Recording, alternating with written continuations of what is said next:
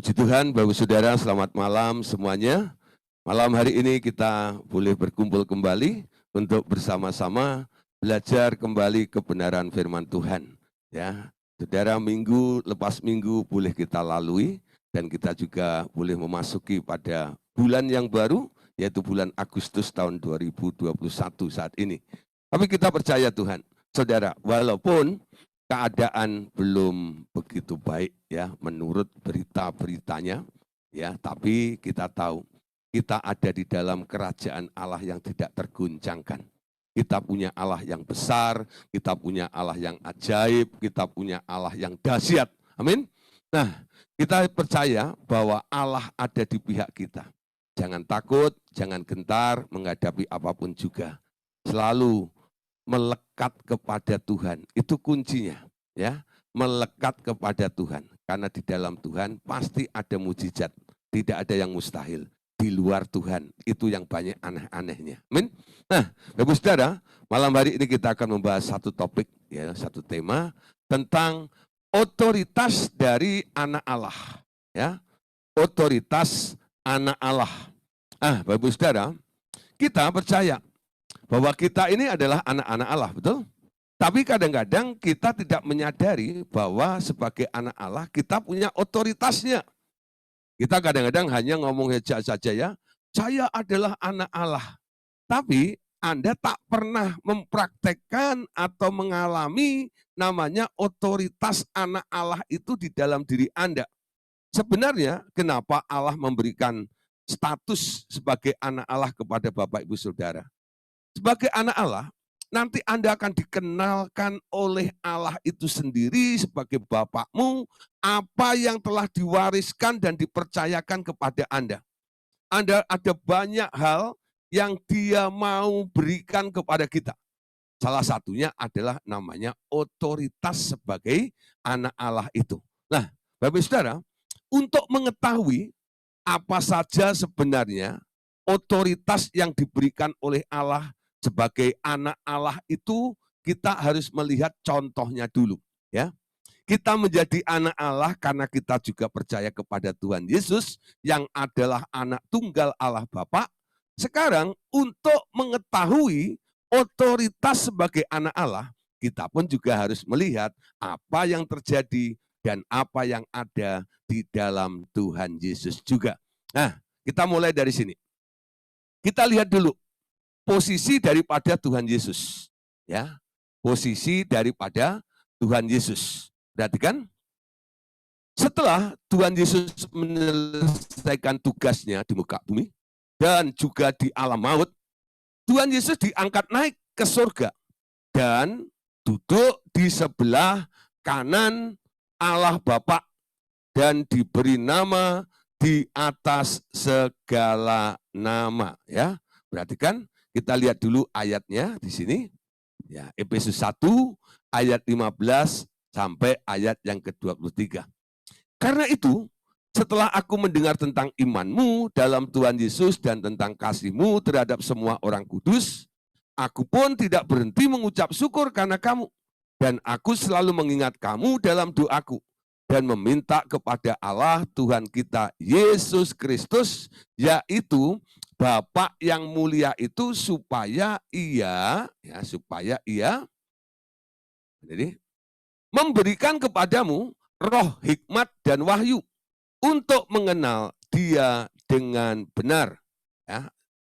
Dan supaya ia menjadikan mata hatimu terang, agar kamu mengerti pengharapan apakah yang terkandung dalam panggilannya, betapa kayanya kemuliaan bagian yang ditentukannya bagi orang-orang kudus, dan betapa hebat kuasanya bagi kita yang percaya, sesuai dengan kekuatan kuasanya yang dikerjakannya di dalam Kristus dengan membangkitkan Dia dari antara orang mati dan mendudukkan Dia di sebelah kanannya di surga.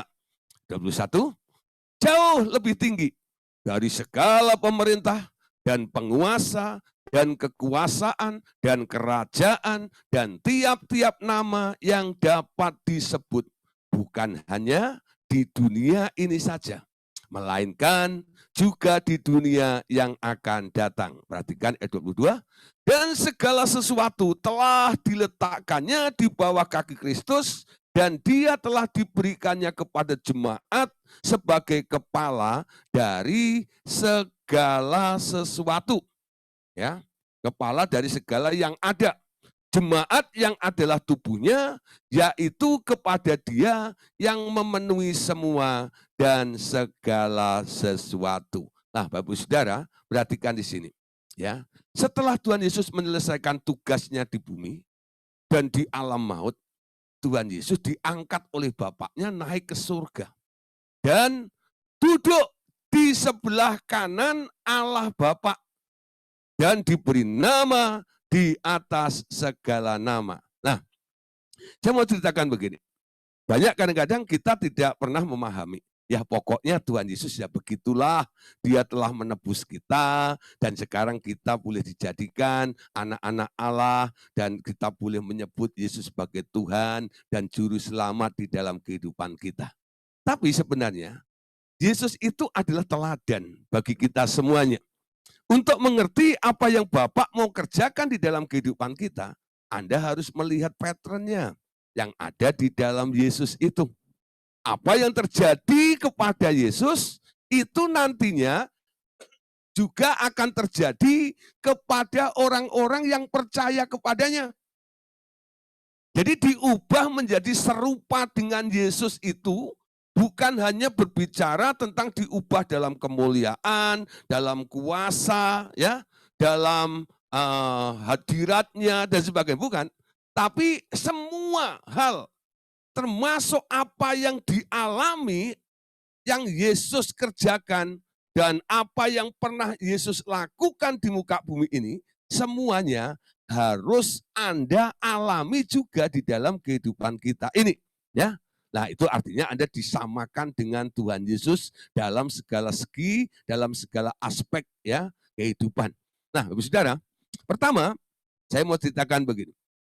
Ketika Tuhan Yesus di surga, ya, berdasarkan Yohanes 3:16, mengatakan karena begitu besar kasih Allah akan dunia ini. Siapa yang punya kasih? Bapaknya ya. Bapak itu melihat dunia sudah begitu rusak, dan mau binasa, akhirnya Bapak itu punya ide. Karena aku mengasihi dunia ini, maka aku mengirimkan anakku yang tunggal itu ke dunia. Kalau Anda baca dalam kitab Yohanes, ya, pasal 1, Anda akan tahu. Ketika firman itu diturunkan ke bumi, firman itu telah menjadi manusia dan diam di antara kita. Anda tahu ya artinya? Dulu Yesus itu adalah anaknya Allah.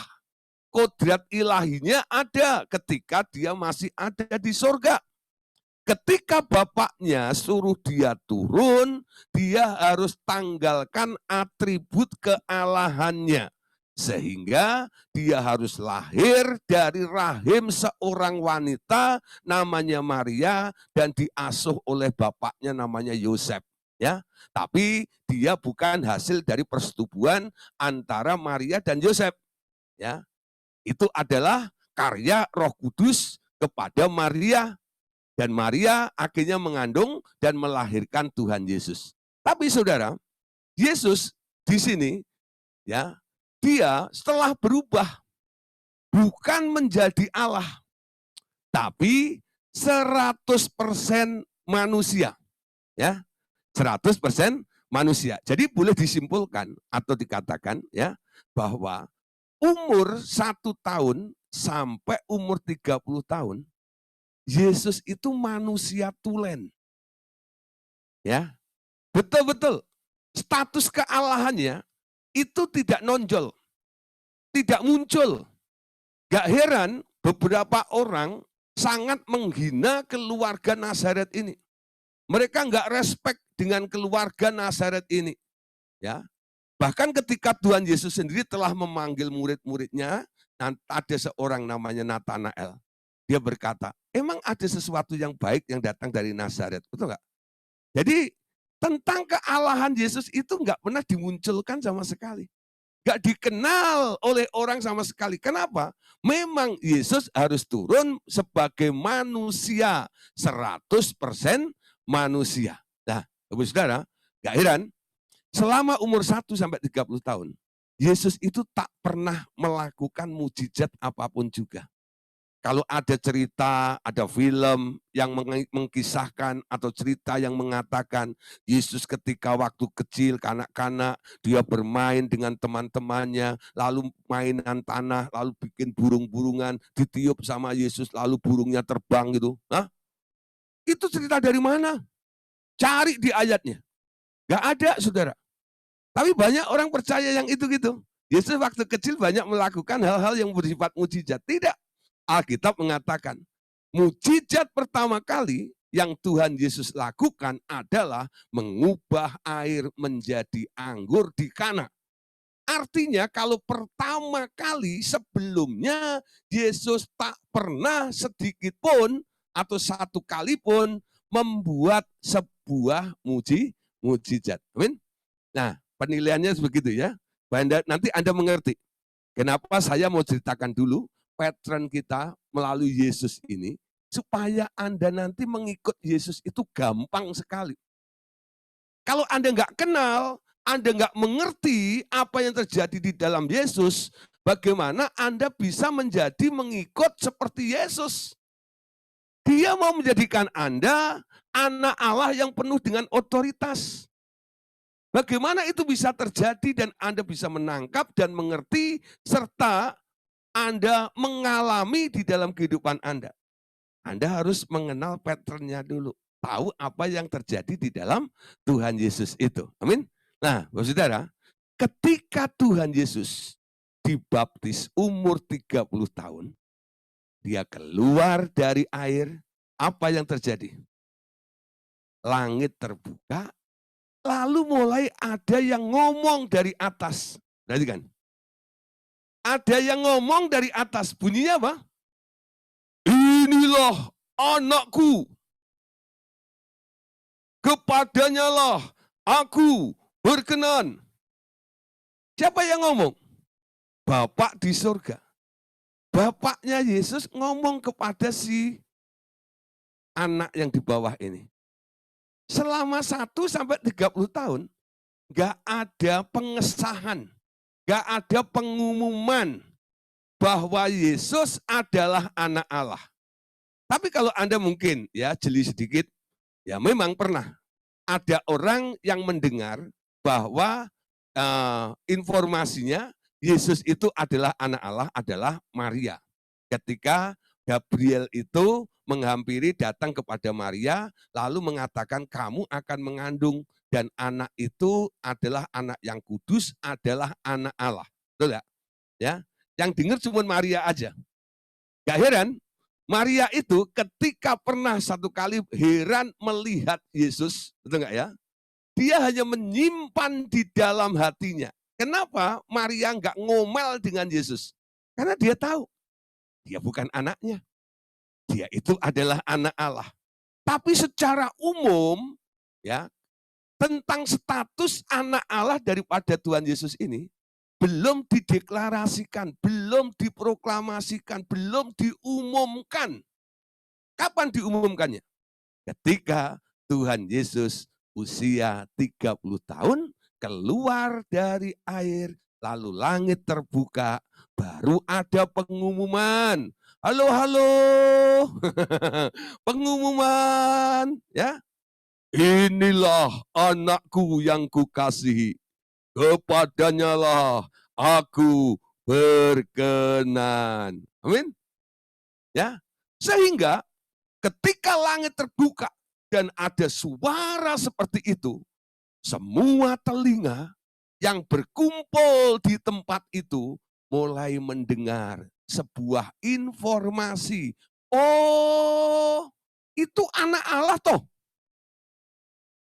Ya, statusnya mulai diketahui oleh orang itu. Dan secara sah, Bapak sekarang bilang, ya, kamu memang 1 sampai 30 tahun, kamu harus menjalani hidup sebagai manusia. Supaya kamu tahu Siapa yang akan kamu tebus itu? Ketika Yesus memulai karya penebusannya, nah Bapak Ibu Saudara, dia harus memiliki sebuah otoritas untuk memenangkan, untuk melakukan sesuatu yang menjadi agenda dan proyeknya Allah. Amin. Dan itu hanya bisa dilakukan oleh anak-anak Allah. Nggak bisa dilakukan oleh orang-orang biasa. Agenda rencana Allah tidak bisa dikerjakan oleh manusia biasa. Walaupun orang itu diurapi sekalipun, dia tak mampu melakukan agenda Allah di dalam kehidupannya. Contoh saudara, ya kurang apa sih sebenarnya? Musa, Elia, Elisa, betul nggak? Dan nabi-nabi yang lainnya juga. Tapi mereka gagal semuanya. Untuk apa? Melakukan agendanya Allah. Musa itu boleh dikatakan orang yang nurut, hatinya lembut. Orang model seperti Musa itu boleh dikatakan orang yang hampir sempurna, tapi minus 1.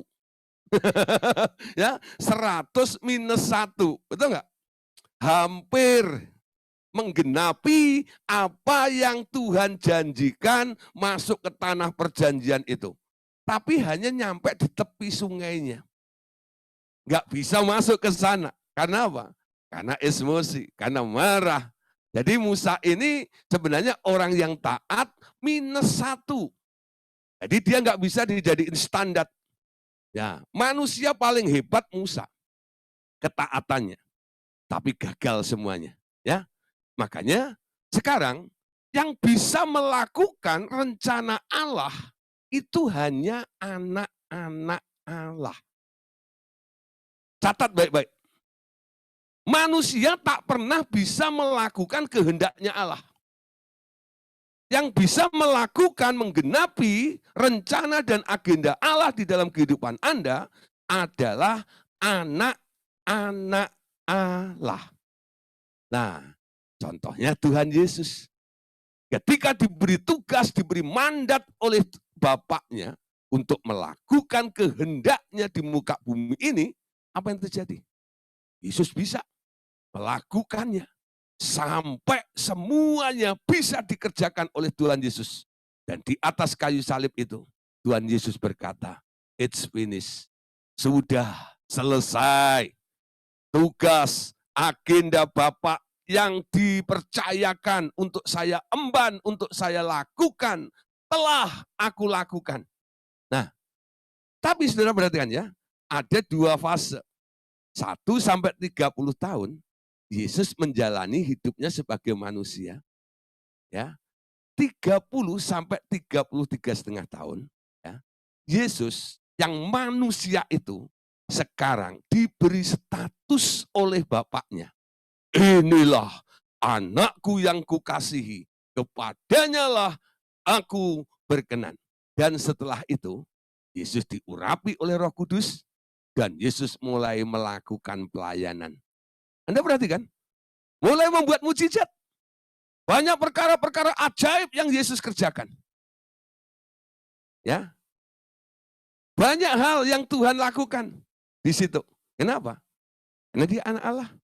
Statusnya ini loh. Ya, walaupun dia tinggalkan kealahannya, tapi dengan diberi status sebagai anak Allah ini, tanda-tanda mujizat, tanda-tanda ajaib, kuasa-kuasa Allah boleh terjadi dan boleh dilakukannya. Amin. Kenapa? Orang yang punya status sebagai anak Allah, artinya dia boleh memiliki otoritas. Ada otoritasnya. Ya. Ketika Anda menjadi orang biasa, ya, coba ya, orang biasa gitu, lalu Anda datang ke sebuah kantor besar gitu ya, apakah Anda bisa perintah ini, mengubah itu, mengangkat itu, menggeser ini, menggeser itu? Enggak bisa. Tapi ketika Anda diberi posisi sebagai mungkin manajer di tempat itu, sebagai CEO di tempat itu, apa yang terjadi? Anda mulai melakukan perombakan menurut keinginanmu, Anda bisa melakukannya karena Anda punya posisinya. Betul enggak? Posisi itulah yang membuat Anda bisa melakukan sesuatu. Kenapa? Ketika Anda punya posisi, artinya Anda dilengkapi dengan otoritas. Sekarang menjadi anak-anak Allah, ya kita harus tahu ada namanya otoritas anak-anak Allah itu. Nah, tempatnya juga harus sama dengan Tuhan Yesus. Ibrani 10 ayat yang ke-12. Mari perhatikan ya. Ibrani 10 ayat 12. Tetapi ia setelah mempersembahkan hanya satu korban saja karena dosa, ia sekarang duduk selama-lamanya di sebelah kanan Allah. Dan sekarang ia hanya menantikan, perhatikan ya, dia hanya menantikan saatnya di mana musuh-musuhnya akan dijadikan tumpuan kaki. Nah, ini tempatnya Yesus. Ya, dia diangkat oleh Allah. Duduk di sebelah kanan Allah Bapa. Nah, kalau bicara tentang Tuhan Yesus, saya harap Bapak Ibu Saudara mulai mengerti. Sekarang posisi Anda ya sebagai anak Allah itu bagaimana? Nah, Efesus pasal 2 ayat 4 sampai ayat yang ke-6. Tetapi Allah yang kaya dengan rahmat oleh karena kasih-Nya yang besar yang dilimpahkannya kepada kita, telah menghidupkan kita bersama-sama dengan Kristus. Sekalipun kita telah mati oleh kesalahan-kesalahan kita. Oleh kasih karunia kamu diselamatkan, dan di dalam Kristus Yesus Ia telah membangkitkan kita juga dan memberikan tempat bersama-sama dengan Dia di surga. Supaya pada masa yang akan datang, Ia menunjukkan kepada kita kekayaan, kasih karunia-Nya yang melimpah-limpah sesuai dengan kebaikannya terhadap kita dalam Kristus Yesus. Ya, perhatikan ayat ini. Oleh karena rahmat-Nya dan karena kasih-Nya yang besar, yang telah dilimpahkan kepada kita, sekarang Anda boleh dihidupkan bersama dengan Yesus. Walaupun kita banyak melakukan kesalahan-kesalahan, mati oleh kesalahan-kesalahan kita. Tapi oleh grace, ya, oleh kasih karunia, kamu diselamatkan. Dan ternyata bukan hanya diselamatkan saja. Di dalam Kristus, Yesus, Ia, yaitu Bapa, membangkitkan kita juga dan memberikan tempat bersama-sama dengan Dia di surga. Tempatmu sekarang nggak beda dengan Tuhan Yesus. Kalau Tuhan Yesus ada di sebelah kanan Allah Bapa, Anda pun juga ada di sebelah kanan Allah Bapa. Yang duduk di sebelah kanan Allah Bapa, itulah yang diberi status sebagai anak Allah. Karena status Anda sekarang anak Allah dan didudukkan sejajar dengan Tuhan Yesus di tempat yang tinggi itu, sekarang Anda juga memiliki otoritasnya. Amin. Nah, Bapak Saudara, ketika Anda ada di tempat itu, apa yang terjadi? Ada sesuatu yang mulai berubah di dalam kehidupan Anda. Pertama, status Anda mulai membawa dampak. Ya, dampak yang pertama adalah Anda sekarang bukan terdakwa lagi. Ya, Anda sekarang bukan terdakwa lagi. Sejak kita mengakui penebusan oleh darah Tuhan Yesus, dosa kita telah dihapuskan olehnya. Dan kita sudah dipindahkan dari posisi orang terdakwa dan menjadi anak Allah yang beroleh kasih karunia. Perhatikan ya. Jadi sekarang karya penebusan Yesus menjadikan Anda anak Allah, sekaligus Dia menghapus atau menebus dosa-dosa Anda. Ya, ketika Dia menebus dosa-dosa Anda dan menghapuskannya, lalu Anda dipindahkan dari posisi orang terdakwa menjadi anak Allah yang beroleh kasih karunia. Di tempat itu, di sebelah kanan Allah Bapa, si iblis nggak bisa mendakwa Anda, saudara. Kenapa? Disitulah di tempat itu penuh dengan pengampunan Allah. Ketika Anda bersalah, Anda minta ampun kepada Tuhan, darah Tuhan Yesus secara otomatis akan menghapus semua catatan-catatan kesalahan dosa Anda, sehingga iblis tidak punya barang bukti lagi untuk mendakwa Anda. Amin. Wow, keren ya. Jadi sekarang Anda bukan terdakwa. Yang masih terintimidasi terus dengan situasi, keadaan yang mendakwa, menuduh Anda, merongrong damai sejahtera Anda pada saat ini. Nah, sadarin dulu, Anda adalah anak Allah. Anda diberi posisi. Sekarang Anda bukan terdakwa, tapi Anda adalah anak Allah, penuh dengan kasih karunia. Beroleh kasih karunia dari Allah tersebut. Ya, nah, saudara, ada seseorang berapa kali coba hubungin saya. Awalnya hari Minggu yang lalu, ya, dia hubungin saya, terus saya bilang, aduh, saya nanti ya jam 8 malam nanti coba telepon saya, ya. Tapi hari itu dia nggak telepon saya. Dia teleponnya jam 8 malam hari Senin. Hari Senin jam 8 malam saya lagi ngajar kelas pemuritan di online discipleship di sini ya. Handphone bunyi, saya lihat ya dia telepon hari ini jam 8 juga ya. Padahal sudah saya bilang ya hari Minggu, mungkin nggak tahu minggunya tadi itu, mungkin dipikir setiap hari kosong saya jam 8 malam. Nah, akhirnya ya sudah, saya tunggu dia telepon lagi nanti ya.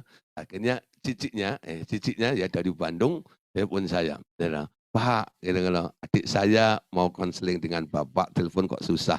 Saya bilang, oh iya, kemarin saya janjiin hari Minggu jam 8. Tapi dia teleponnya hari Senin jam 8. Ibu kan tahu hari Senin sampai Jumat jam setengah 8 sampai jam 10 kita kan ada online discipleship, betul?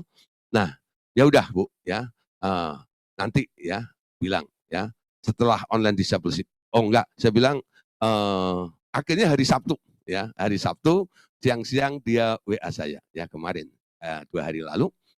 Saya bilang, aduh saya lagi persiapan mau seminar ya, gini aja jam 9-an gitu ya, telepon saya. Akhirnya dia telepon, lalu dia mulai ngomong, Pak, ya, saya ini sedang gelisah dan bingung nih. Ada apa Pak? Bilang, gini Pak ya, Bapak kan pernah doain oma saya ya. Memang saya pernah doain di Kelapa Gading, omanya dia, dan dia punya keponakan yang kayak orang udah mengunci diri gitu ya di kamar, nggak bisa nggak dia bisa komunikasi dengan orang lain.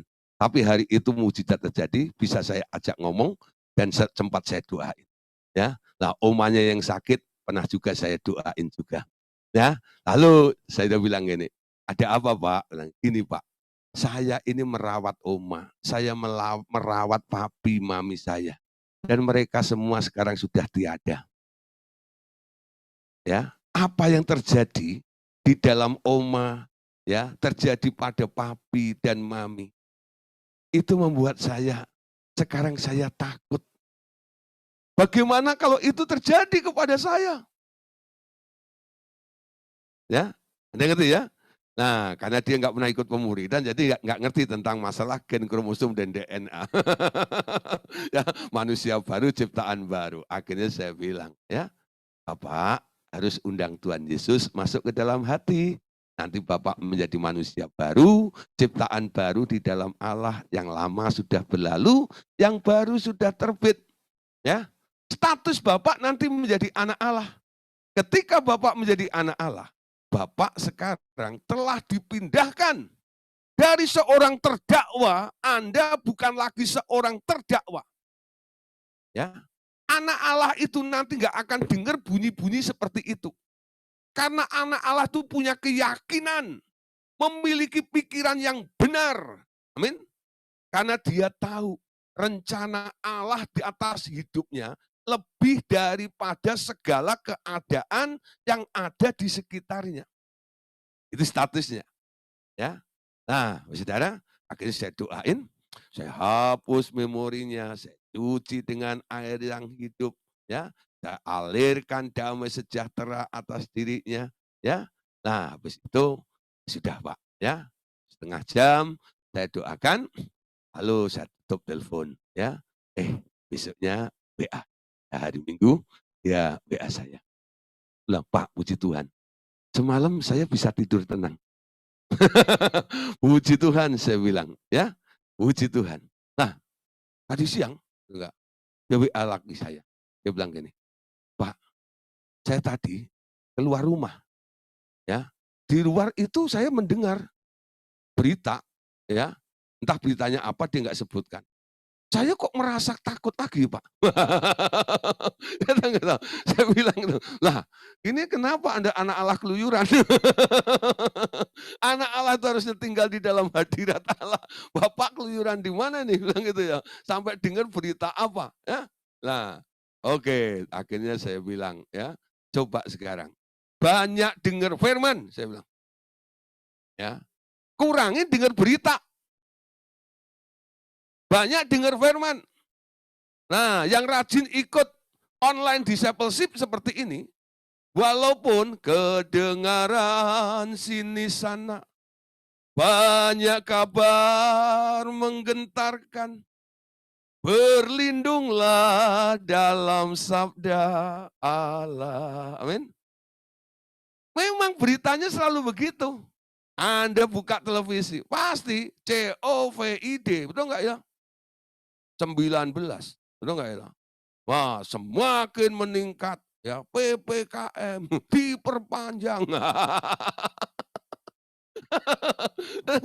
Nggak ada berita yang enak hari ini, saudara. Betul nggak? Anda mau dengar radio pun, radio bunyinya juga begitu. Semuanya lagi fokus memberitakan itu. Hanya online discipleship yang memberitakan kebenaran firman, yang membangkitkan iman Anda, amin. Nah, Anda yang ada di tempat ini bersyukur, dapat berita kabar baiknya, ya. Dan malam hari ini ada berita lagi bahwa Allah yang menebus Anda telah memindahkan Anda dari daerah terdakwa ke dalam daerah anak Allah yang beroleh kasih karunia. Kalau aku bisa sehat hari ini, aku bisa makan hari ini, aku boleh hidup hari ini, itu karena kasih karunia. Amin. Ya, kalau Anda dengerin kesaksian Pak Simon, gitu. Ya walaupun simpel segala macam gitu ya. Itu enggak bicara tentang duit yang tio-tio itu enggak, betul enggak ya? Ya, duit cuma cepek ceng, nopek ceng gitu kan ya. Tapi secara itu anugerah. Dia bisa syukurin, bersyukur seperti itu. Nah, kenapa? Karena ya imannya dia selalu bergantung. Dia dengar dan dia tahu bahwa dia telah dipindahkan. Keadaan jangan sampai mengintimidasi Anda. Kamu sakit kan? Kamu kurang kan? Apalagi? Kamu lemah kan? Ketika itu berbicara mengintimidasi Anda dan mendakwa Anda digemakan oleh si iblis melalui corongnya macam-macam. Bisa televisimu, bisa handphonemu, bisa orang di sekitarmu, bisa juga keadaanmu yang sebenarnya, itu enggak? Tapi Anda bisa berkata, aku adalah anak Allah, duduk di sebelah kanan Allah Bapa.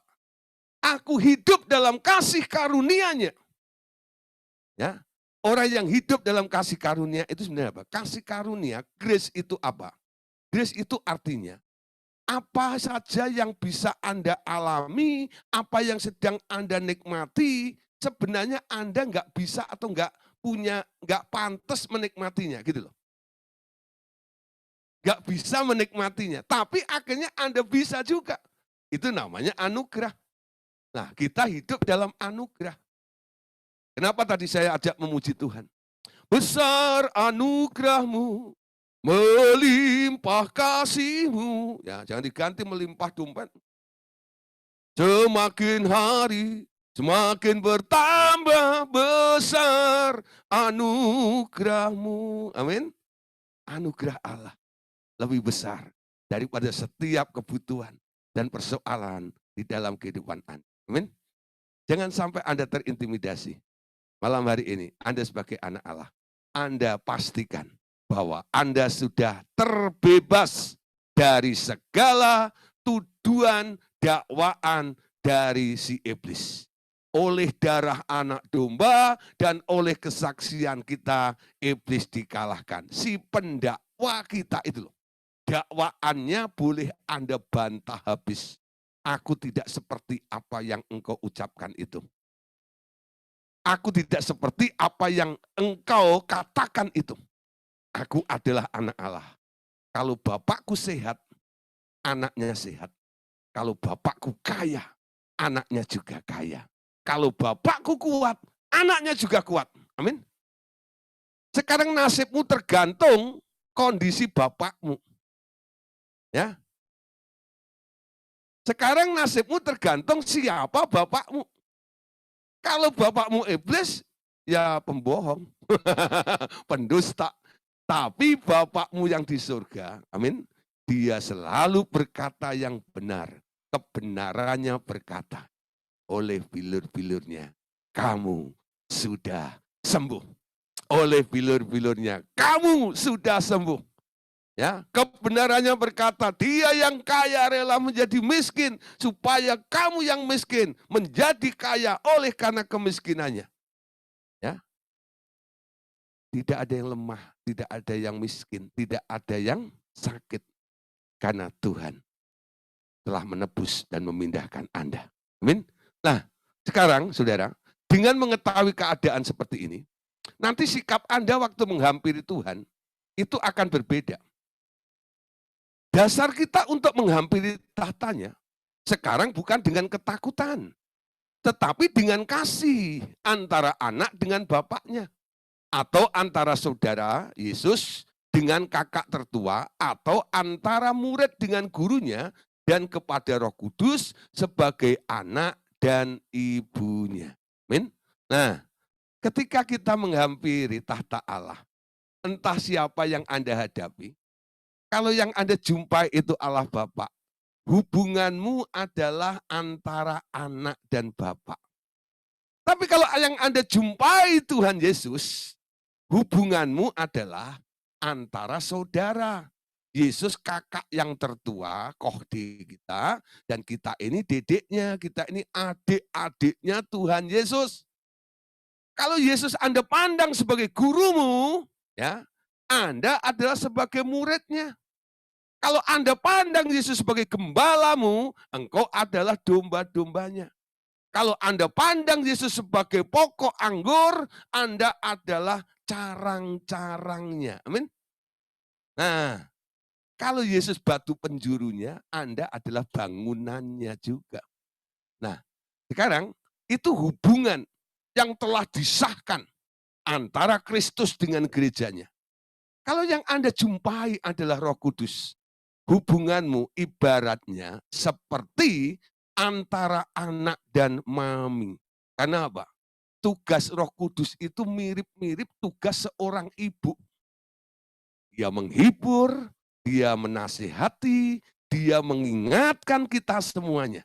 Ya, hubungan Anda akan jadi lebih indah seperti itu. Anda tidak melaporkan keadaanmu yang buruk-buruk kepada dia, tidak. Karena apa? Konsep cara berpikir Anda sudah berubah ketika Anda duduk di sebelah kanan Allah Bapa tadi. Aku bukan terdakwa. Kalau ada omongan seperti itu, artinya itu bukan saya. Kalau keadaan itu terjadi di dalam kehidupan saya, ini sebenarnya tipuan saja. Harusnya aku tidak seperti ini. Jadi hal-hal seperti itu tidak kita pusingkan, kita tidak jadikan masalah waktu kita menghadap Bapak. Bapak, lihat keadaanku, dompetku kosong Tuhan. Bapak tolong. Ya. Bukan gitu lagi. Orang yang sudah pindah dari daerah dakwah, hidup dalam kasih karunia, datang kepada Bapak bukan mempersoalkan masalah persoalan dalam hidupnya. Persoalan-persoalan dalam hidupmu itu telah diselesaikan di dalam kasih karunia tadi. Amin. Hubunganmu dengan Bapak itu nanti indah, tidak dikotori dengan beban-beban dalam hidup Anda. Amin.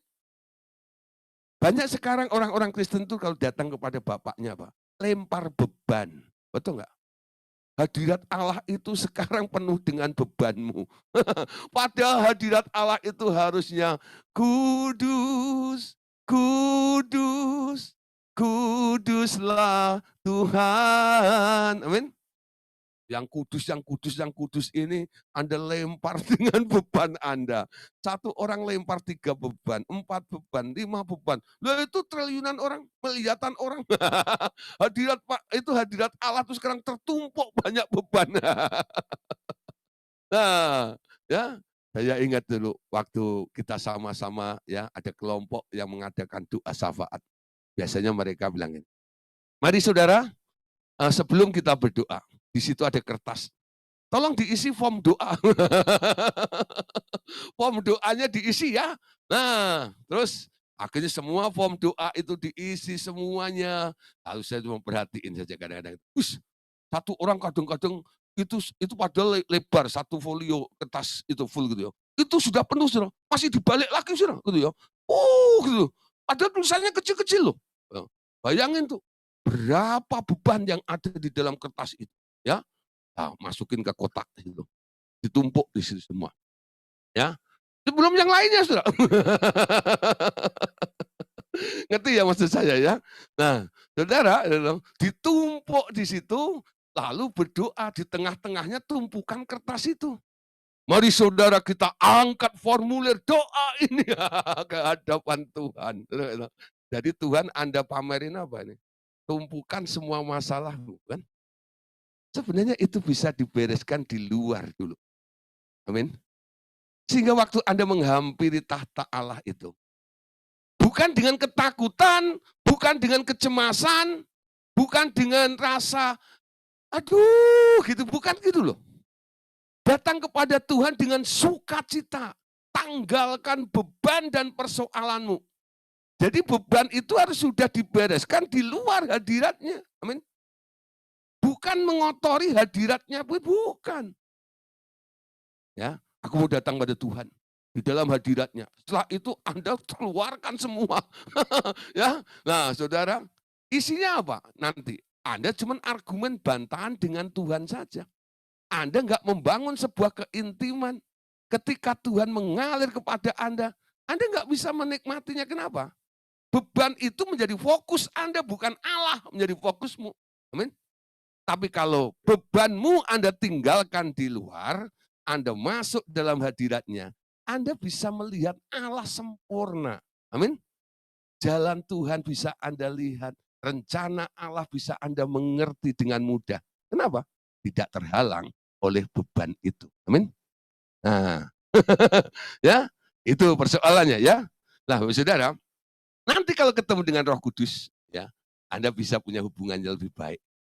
Kadang-kadang ada beberapa murid katakan ya, ya kalau berbicara dengan Roh Kudus, dia panggil Roh Kudus Mami. Sampai ada orang bilang, masa Roh Kudus Mami? Ya. Nah, memang kadang-kadang menimbulkan satu apa namanya? Pro kontra, betul nggak ya? Tapi akhirnya saya jelaskan gini, maksud si A itu begini, ya. Bukan Roh Kudus itu istrinya Allah Bapak, bukan. Ya, fungsi Roh Kudus itu bak seorang mami. Karena dia merasakan aliran kasih seperti seorang mami yang menjamah hidupnya. Dia nggak tahan menyebut Roh Kudus. Ya, akhirnya dia katakan, Mam. Nah, ini bukan hanya slogan sok keren panggil Roh Kudus, Mam, bukan. Anda mengalami kasih mamah dari Roh Kudus itu ke dalam hidup Anda.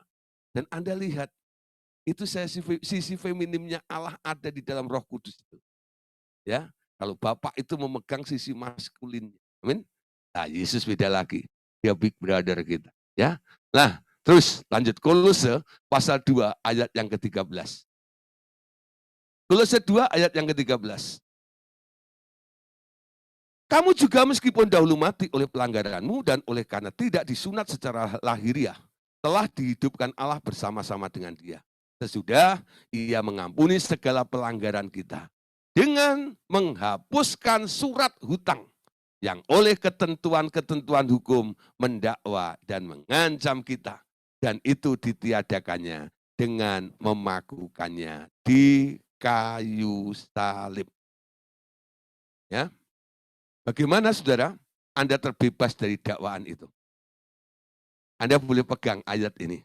Kolose 2 ayat yang ke-13 dan ayat yang ke-14. Kita telah dihidupkan bersama-sama dengan Dia. Dan Dia telah mengampuni segala pelanggaran kita. Ayat yang ke-14 yang dikatakan. Dia telah menghapuskan surat hutang yang oleh ketentuan-ketentuan hukum mendakwa dan mengancam kita. Kapan Dia bayar utangmu? Ada orang tanya, Pak, kapan Tuhan bayar utang saya? Ya, kalau enggak saya bayar bunganya nambah terus, Pak. Kapan Tuhan bayar hutang Anda?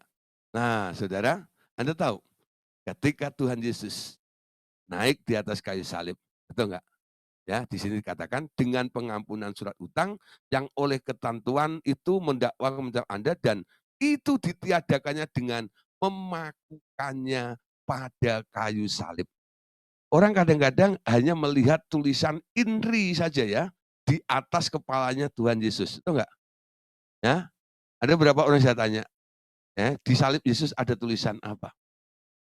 INRI, ya, ya, Yesus Nazaret Raja orang Yahudi itu ya. Nah, INRI. Nah, itu hanya tulisan itu yang dia ingat dan disadari. Sebenarnya ada tulisan yang tidak kasat mata. Enggak ya? Ya, menurut Kolose 2 ayat 14 katakan, surat hutangmu dipakukan di atas kayu salib. Kalau Anda mengerti, surat hutangmu dipakukan. Hutang apa? Ya hutang semuanya. Khususnya hutang dosa, saudara. Orang berdosa itu punya hutang. Dan iblis sebagai debt kolektornya, dia terus, itu enggak ya, menagih kepada Anda. Ayo bayar utang, ayo bayar utang, ayo bayar utang. Ya. Tapi kalau Anda mengerti, sudah dibayar oleh Tuhan Yesus. Di kayu salib 2000 tahun yang lalu. Hutang dosa sudah dibayar. Lah, hutang duit dibayar enggak? Yang jawab, ya enggak lah Pak. Bilang gitu. Mana ada Tuhan bayarin utang duit. Oh, siapa bilang saudara? Tuhan juga bayarin hutang duit Anda juga. Nah, sekarang kalau saya tanya, hutang duit sama hutang dosa, kira-kira gampang mana ya bayarnya? Gampang mana? Gampang hutang duit. Betul nggak? Siapa bisa bayar hutang dosa? Nggak ada. Tuhan bayarin, apalagi cuma duit. Saya jelasin seperti ini masih ada yang ngayal. Dia bilang gini, Pak, hutang duit itu kan real. Hutang dosa itu kan di alam roh. Tapi hutang duit itu real, Pak. Kalau nggak bayar, Pak, dikejar-kejar. Tapi kalau hutang dosa kan gue tenang-tenang aja, pura-pura suci gitu ya, pura-pura baik itu orang nggak tahu kok saya punya utang. Tapi kalau di dunia ini Pak hutang duit, Pak, saya diam-diam, Pak, dikejar terus, Pak. Dikejar rumah saya, Pak, dilelang rumah saya, Pak, disita mobil saya, Pak, diambil motor saya, Pak. Nah, bisa terjadi seperti itu, ya. Tapi Anda harus tahu, Tuhan telah menebus Anda. Surat hutang telah dibayar. Ya, digantung, dipakukan di atas kayu salib itu. Itu membuat saudara, ya, iblis tidak punya alasan lagi untuk mendakwa Anda. Kenapa? Ketika surat hutangmu digantung di kayu salib, Tuhan Yesus dengan darahnya, dia teken. Tulisannya apa? Lunas. Hutang sudah lunas. Nah, ketika Anda tunjukkan surat hutang itu, yang sudah diteken lunas oleh Tuhan Yesus, si iblis tidak punya lagi taring ya, atau kekuatan untuk mendakwa Bapak Ibu Saudara. Amin. Nah, malam hari ini tugas Anda apa? Temukan surat hutang yang sudah diteken itu. Ketika Anda pegang surat hutang yang sudah diteken oleh Tuhan Yesus itu, sembarang waktu, kapan saja si iblis menagih hutang, Anda tinggal tunjukkan. Baca ini. Sudah lunas kan? Ngapain kamu ke sini? Nyah keluar.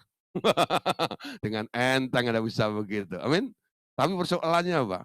Surat utangnya terselip di mana nggak ngerti. Coba siapa yang sudah pegang surat utang yang sudah diteken oleh Yesus lunas itu?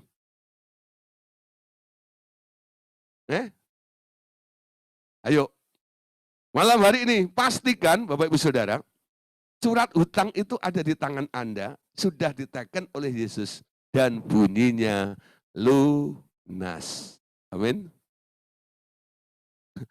Nanti cari di lemari ya.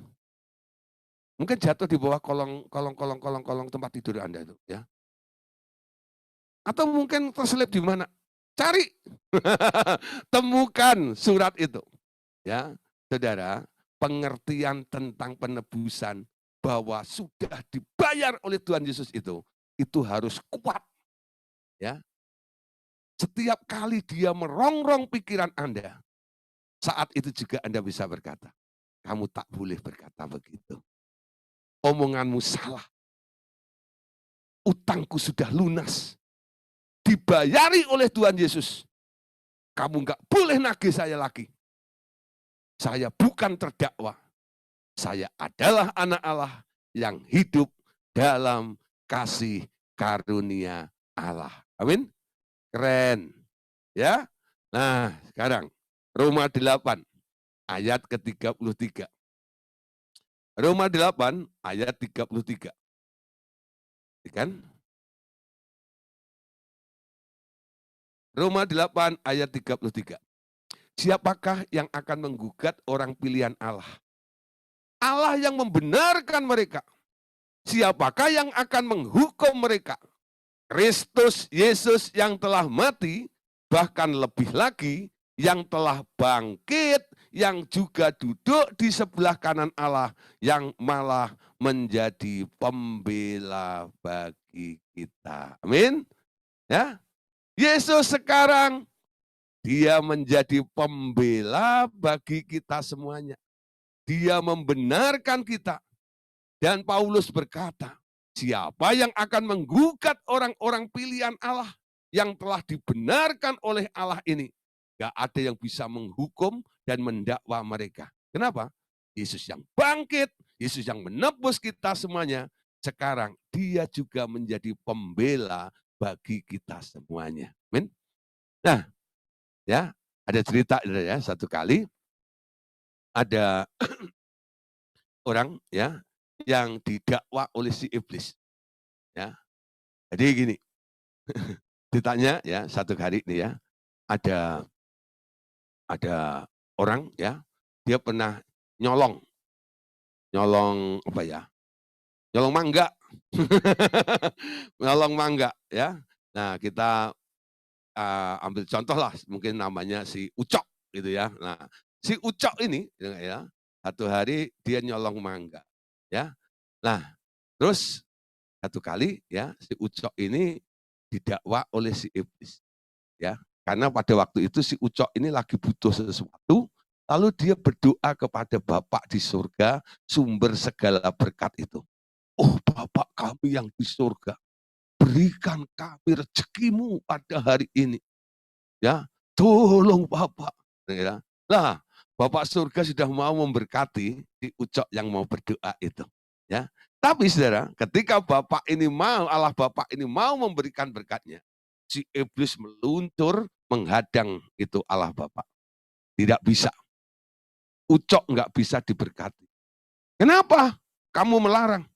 Iya, aku lihat ya, kemarin 2 hari yang lalu, si Ucok itu nyolong mangga. Nyolong itu kan dosa. Yang menjadi pemisah antara engkau dan Allahmu adalah segala dosa dan kejahatan. Jadi itu menjadi gap. Orang berdosa gak boleh diberkati oleh Allah yang kudus. Ya, gak boleh. Jadi si Ucok gak boleh terima berkat itu.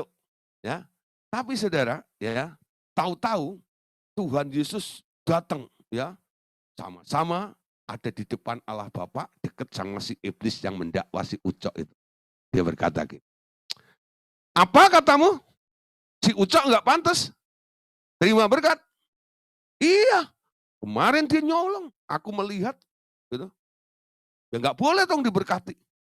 Tapi Yesus berkata gini, enggak, Ucok itu nggak pernah nyolong.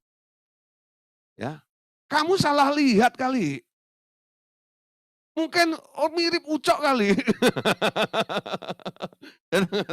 Nah, itu kalau orang ketangkep di media massa, mirip ini, mirip itu gitu ya. Padahal ya orang itu sih. Itu bahasa polisi gitu. Mirip si A, mirip si B gitu ya. Nah, melakukan ini, melakukan itu. Ya, Yesus bilang, kayak mirip kali. Oh enggak, aku tahu itu si Ucok, betul-betul si Ucok. Ah, sekarang gini, ya. Daripada ya kita cuma berasumsi seperti ini. Sekarang kalau kita hadirkan barang buktinya bagaimana? Boleh, Bang gitu. Pasti ada malaikat yang selalu mencatat perbuatan baik-baik yang baik maupun yang jahat, itu enggak ya? Dari orang-orang yang hidup ini. Oke, kita panggil ya sekarang malaikat yang mencatat perbuatannya si Ucok. Panggil akhirnya sama Allah Bapa. Cut, ya. Maksudnya malaikat ya, cut gitu. Kalau panggil mal kok nggak enak gitu ya. Siapa yang pergi ke mall gitu ya. Ya malah apalagi. Cut sini. Gitu. Ada apa? Coba lihat buku catatan baik dan buruknya si Ucok. Ya. Kata si iblis, Ucok itu kemarin kok nyolong mangga. Betulkah apa ada catatannya? Lalu dibuka. Pada tanggal itu, yang mirip CCTV gitu ya. Dicari-cari gitu. Ternyata nggak ada, saudara. Ya, hari jam yang didakwakan oleh si iblis kepada Ucok ini, nggak ada catatannya di situ. Iblis emosi loh. Dia bilang gini, malaikat, jangan-jangan pas jam itu kamu sarapan belum balik ya? Atau kamu mungkin nguap ketiduran ya? Eh, sejak kapan ada malaikat lapar pergi ke warteg? Atau malaikat ketiduran? Oh enggak ada, saudara. Malaikat tuh siang malam melotot, saudara. Kalau udah capek diganjel pakai itu biting. Sehingga dia tetap melotot seperti itu. Aku enggak pernah tidur. Tuh enggak ya? Aku lihat terus. Tapi mana catatannya? Apa kamu lupa nyatat? Oh enggak. Itu enggak ya? Nah, akhirnya karena enggak ada barang bukti. Lalu Bapak menengahi, dia bilang, oke, karena iblis kamu tidak bisa memberikan atau menunjukkan barang bukti itu. Kamu enggak punya hak untuk melarang saya memberkati Ucok. Berkat harus dikirim kepada Ucok. Akhirnya surga transfer berkat ke Ucok. Akhirnya Ucok nyanyi, aku diberkati, sepanjang hidupku diberkati. Dia dapat berkatnya, saudara. Nah, iblisnya ngacir, saudara. Ya, ambil geleng-geleng. Ini gimana sih? Ya. Nah, tinggal Bapak sama anak nih. Tuhan Yesus sama Allah Bapak. Lalu ada lagu, ada Bapak bertanya sama anaknya. Si Bapak itu tanya ini, nak. Sebenarnya gimana sih kejadiannya itu? Kok jadi ruwet kayak begitu gitu? Ya, si anak senyum, saudara. Gini loh, Pak. Sebenarnya Ucok itu pernah nyolong mangga. Seperti apa yang dikatakan oleh si iblis itu. Tapi ketika Roh Kudus menginsapkan si Ucok ini sadar. Lalu datang kepadaku, minta ampun. Betul enggak? Nah, ketika minta ampun, darahku menyucikan, menghapus semua catatan dosa dari si Ucok itu. Jadi rekamannya itu sekarang sudah dihapus. Nggak ada lagi peristiwa rekam jejaknya, nggak ada lagi. Walaupun dia pernah melakukannya itu. Oh gitu toh. Ya. Nah, Bapak Saudara, ini gambaran yang baik sekali, betul nggak? Kalau Anda pernah melakukan kesalahan, jangan lupa minta ampun. Ketika Anda minta ampun, dia, ya, walaupun dosamu semerah kermisi, dia akan jadikan putih seperti bulu domba. Amin. Dia akan hapus semua catatan itu. Kenapa Tuhan Yesus melakukan itu? Dia bela Anda supaya Anda tidak menempati posisi sebagai orang yang terdakwa. Amin. Tapi Anda boleh hidup di dalam kasih karunia Allah. Amin. Nah, saudara, tapi kadang-kadang bukan si iblis yang membongkar dosa kita. Tapi kadang-kadang Anda sendiri kalau datang kepada Tuhan berkata, "Oh Tuhan, jangan marah ya. Ini kali kesekian saya minta ampun lagi kepadamu. Ini dosa yang sama yang sudah aku lakukan ke 1467 kali." Banyak banget sudah. Sampai dia tahu ini sudah 1467 kali. Ya. Ah Tuhan, tolong Tuhan, jangan marah, ampuni ya Tuhan. Nah, Tuhan itu kalau mengampuni Anda ya, dia ampuni, dia lupakan, dia buang barang buktinya. Seolah-olah Anda tak pernah melakukannya. Itu cara mekanisme yang Tuhan buat supaya dia bisa membela Anda dan Anda tidak lagi memiliki status sebagai orang yang terdakwa itu. Amin. Hidup dalam anugerah Allah. Ya. Nah, sekarang saudara, oleh karena begitu besar kasihnya kepada kita semuanya, sekarang kita bisa tinggal di dalam hadirat Allah itu. Dan belas kasihan Allah itu mengalir di dalam kehidupan kita. Amin. Ya. Nah, kita beroleh belas kasihan. Belas kasihan Allah telah diberikan kepada orang beriman dengan jalan mengirim anaknya. Disuruhnya mati di kayu salib untuk mengampuni dosa kita dan sekaligus mendudukkan kita di sampingnya. Yaitu tempat tertinggi yang dapat diberikan kepada kita. Sekarang, bukan lagi persoalan apakah Allah mau memberi belas kasihannya untuk mengeluarkan orang beriman dari kesulitannya, tetapi apakah ada iman untuk memperoleh pertolongan itu? Ya, agar persoalannya ada di sini ini. Jadi bukan masalah, ya, persoalannya bukan masalahnya Allah mau memberi, bukan, saudara. Tapi adakah iman untuk memperoleh pertolongan tersebut? Perhatikan Ibrani pasal 8 ayat 10. Ya. Ibrani pasal 8 ayat 10 sampai 12.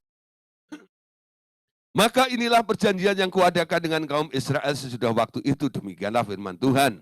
Aku akan menaruh hukumku dalam akal budi mereka dan menuliskannya dalam hati mereka.